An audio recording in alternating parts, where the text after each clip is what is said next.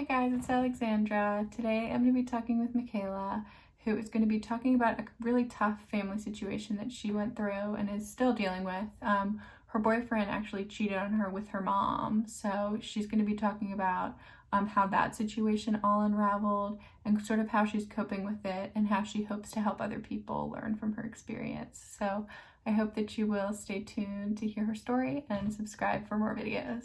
All right, thank you. Tell me you're traumatized from your ex without telling me you're traumatized from your ex. I'm gonna give you a second to get your popcorn ready. This is me and my ex.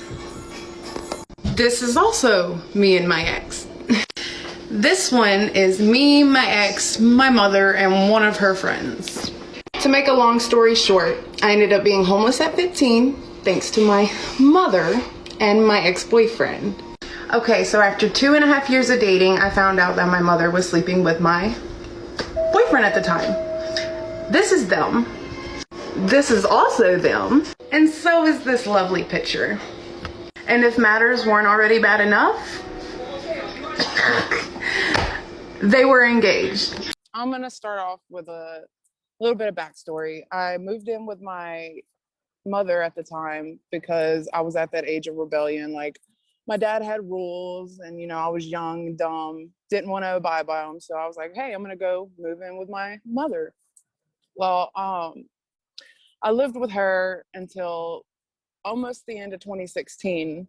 Well, 2015, 2016, when this happened. I went to a friend's house and came home, and his car was parked in the driveway.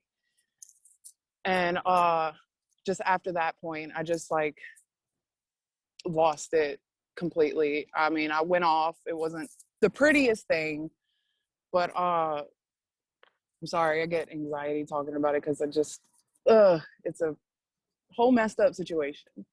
But after that, I found out that they were together. They stayed together until recently they broke up, but they were together for almost 3-4 years after everything. Wow.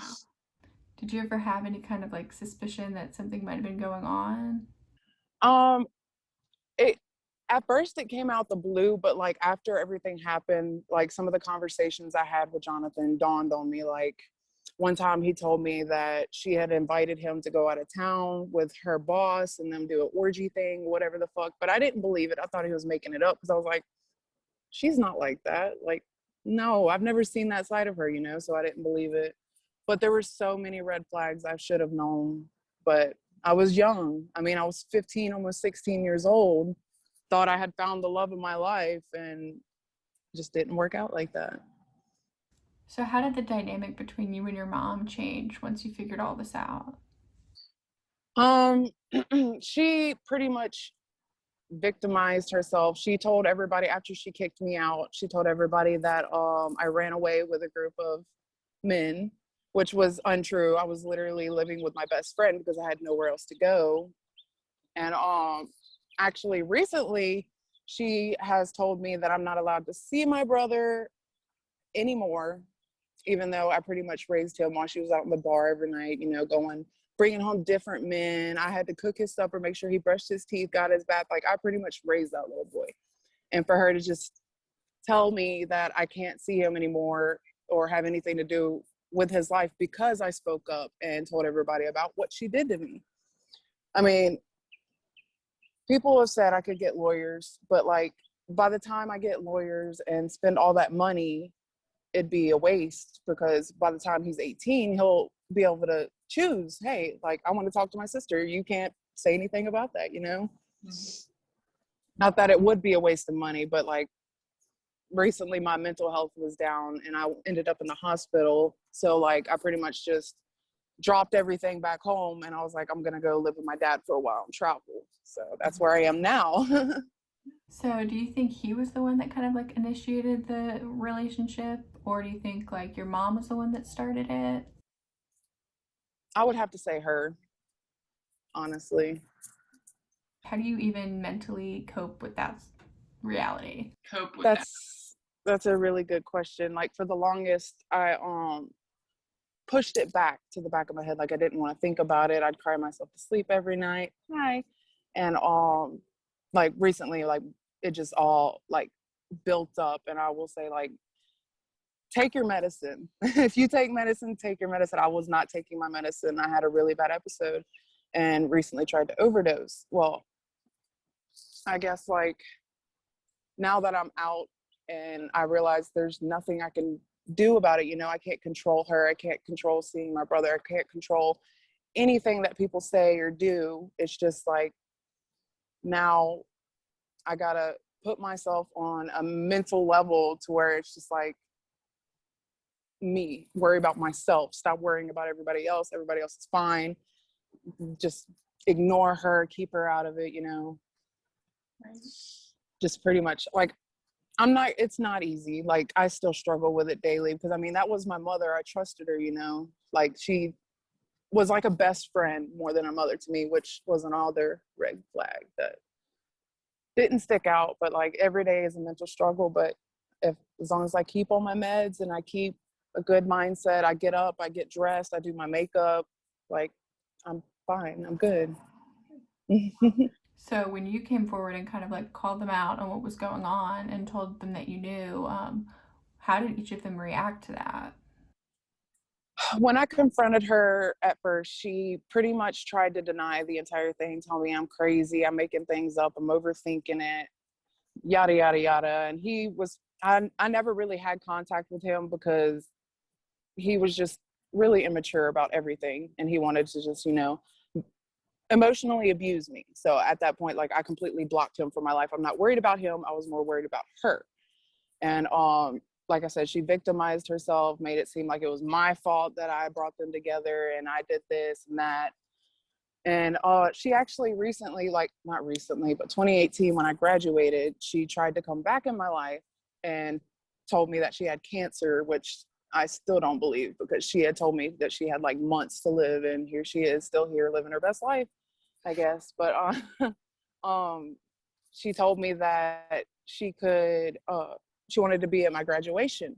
Well, I gave her a deal. I was like, okay, well, if you really dropped him from your life, you got to prove yourself. I'm not just going to trust you again. You got to buy me a car. Buy me my first car. You can come back in my life. I'll let you go to my graduation. You can walk me down the aisle if you wanted to. I don't care. But that never happened. And then recently after that, I had saw her posted the pictures of their engagement right after that. So it was just,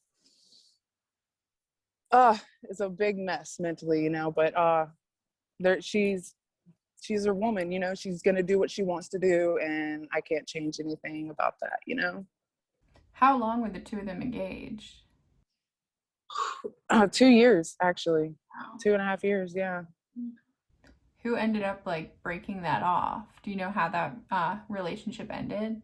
She posted some screenshots of the messages on Facebook, which I'm not friends with her on anything, but my friends still send me the stuff she posts because I mean, like, she posts my little brother and I want to see him, but I don't want to be friends with her in any type of way so she can see how I'm doing in life, you know.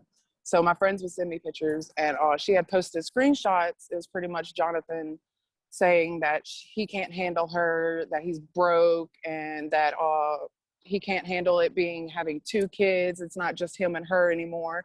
But which mind boggles me is like, you knew she had 3 kids when you met me, being one of them. Right. So, but yeah, he just financially can't handle her and her spending habits. And now that there's my 17-year-old brother with them now, it's just too much for him, I guess. So what made you want to share that story and post about it online? Honestly, it was more of like a impulse thing. Like I had recorded the video and I was like, you know, I'm not going to post this because people are just going to bash me. And then I sat there for a while and I thought on it. And I was like, you know what? I feel like people need to know what happened to me. Like that, excuse my language, that stuff for the longest time, like it just sat on my heart. And I guess it was more of like part of my healing process, you know, talking about what happened to me and what I went through.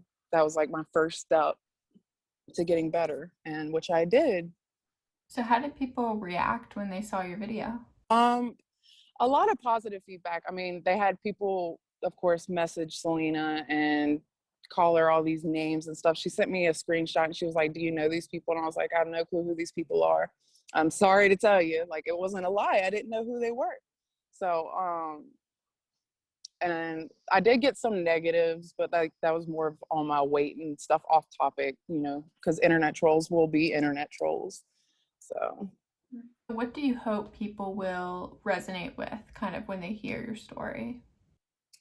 that they're not alone, and that if anybody is going through the same thing that I went through, or even similarly close, they have somebody they can talk to, share their story with, who will understand.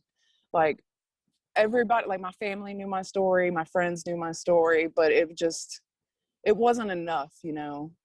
I didn't have somebody that would understand what I was going through mentally, and how the betrayal hurts so much more than what Jonathan did, you know. Right. But I'm just really, I'm not glad that it happens to other people, but it was such a relief on me to know that I'm not alone, you know. Mm-hmm. Right. So Do you think you could ever forgive her for what she did? probably not. That I just don't see that ever happening, because she's never going to change. She's made it clear. So as you're like dealing with all of this, what are some personal growth points and goals kind of that you're focusing on to, get past this? Not being her, honestly. Like, she's a piece of work, I'll tell you that. But just whenever I have kids, I just don't want to be anything like that. I wish I had somebody to tell me, hey, look, it's happening to me too. I understand. We can do this together, you know?